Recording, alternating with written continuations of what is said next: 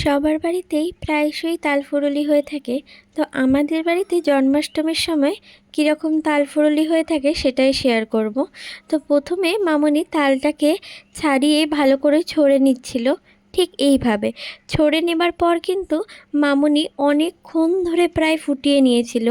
এটাকে যতক্ষণ মানে ফোটানো হবে তত কিন্তু এটার টেস্টটা আরও বেড়ে যাবে। তোমরা দেখতেই পাচ্ছ ফুটিয়ে ফুটিয়ে কিন্তু ওটার কিন্তু অল্প কমে এসেছে যতটা ছিল।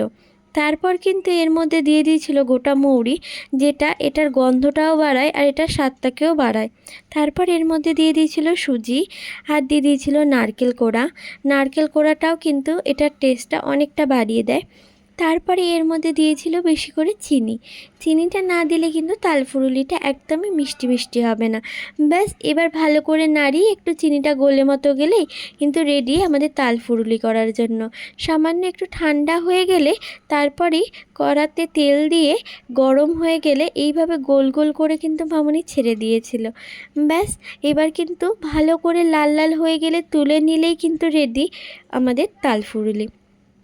এইভাবে তালফুরুলি কিন্তু তোমরা জন্মাষ্টমীর সময় অবশ্যই গোপালকে করে দিতে পারো, যেটা হয়তো গোপালের খুবই পছন্দ হবে। চলো টাটা, রাধে রাধে।